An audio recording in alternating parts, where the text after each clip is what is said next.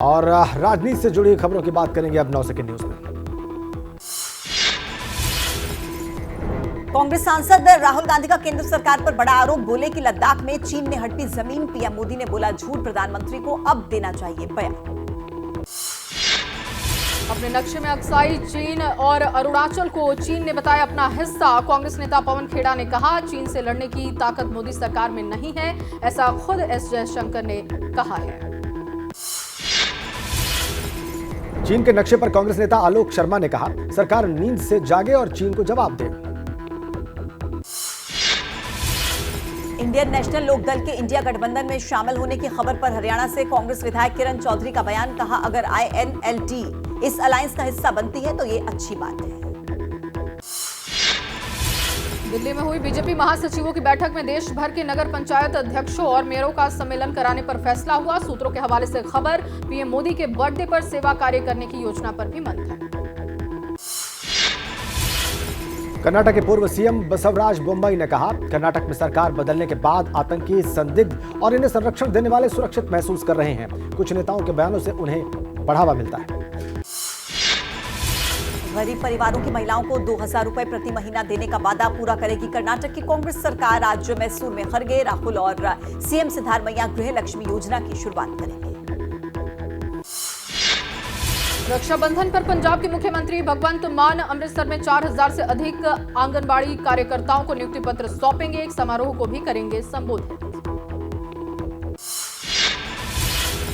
मुंबई में किसानों के प्रदर्शन पर एनसीपी शरद पवार गुट के नेता रोहित पवार ने कहा अगर सरकार ने सुनी होती किसान की समस्या तो ऐसा नहीं करते। महाराष्ट्र में सूखे की वजह से हालात बहुत खतरनाक।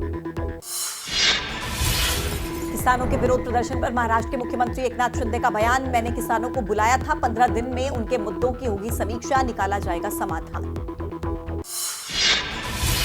कर्नाटक के मांड्या में किसानों का प्रदर्शन। तमिलनाडु के लिए कावेरी नदी का पानी छोड़ने के आदेश का विरोध, आंखों पर पट्टी बांधकर किया मौन विरोध प्रदर्शन। कावेरी नदी के मुद्दे पर तमिलनाडु के मंत्री दुरई मुरुगन ने कहा हमने कर्नाटक से 5000 टीएमसी पानी मांगा लेकिन कम पानी मिल रहा है। कर्नाटक ने और पानी छोड़ने का वादा किया था।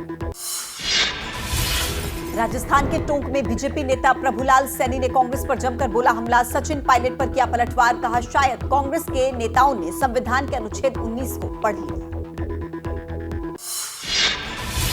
दिल्ली में सरकारी स्कूल के टीचर के विवादित बयान पर शिक्षा मंत्री आतिशी ने कहा शिक्षा विभाग ने कमेटी बनाई, अगर टीचर को दोषी पाया गया तो सख्त से सख्त कार्रवाई होगी। AIMIM नेता आसिम वकार की मांग, केजरीवाल टीचर को बर्खास्त करें। विवादित बयान देने वाले दिल्ली के सरकारी टीचर पर हो सख्त कार्रवाई। बिहार के डिप्टी सीएम तेजस्वी यादव का जातीय जनगणना को लेकर केंद्र सरकार पर निशाना। कहा जातीय गणना के खिलाफ केंद्र सरकार सुप्रीम कोर्ट गई, बीजेपी का चेहरा उजागर हुआ। मध्य प्रदेश कांग्रेस के विधायक जयवर्धन सिंह ने एमपी में बीजेपी की हालात पर किया तंज। कहा मध्य प्रदेश में 3 बीजेपी है जिसमें अब चौथी बीजेपी भी जुड़ गई है। एमपी के छिंदवाड़ा में अब 5 दिन के शिव पुराण का आयोजन।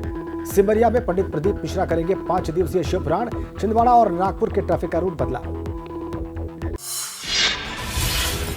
यूपी के प्रतापगढ़ में एसपी नेता गुलशन यादव 50,000 के निजी मुचलके पर रिहा। प्रयागराज से निकाय चुनाव के दौरान दर्ज किए गए मामले में हुई थी गिरफ्तारी।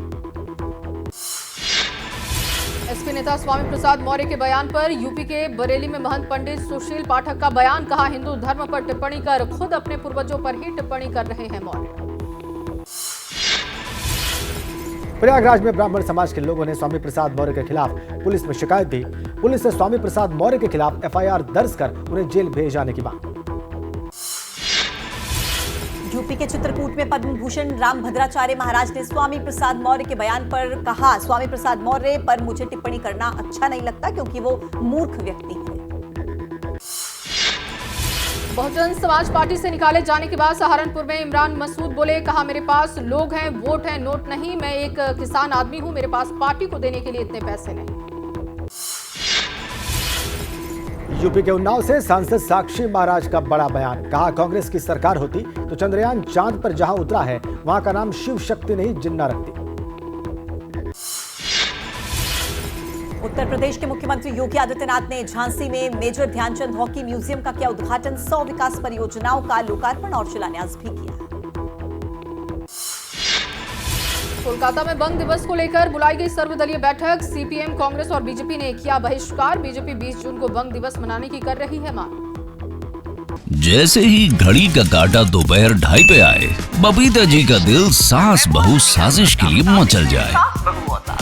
और ये है इनकी बहू, पूरे दिन ऑफिस की टेंशन हो जाए गॉन जब ये करें अपना फेवरेट शो फ्री टाइम पे ऑन।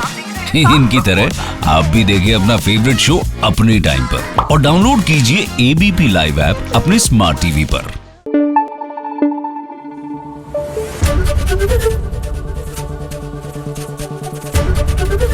एबीपी न्यूज आपको रखे आगे।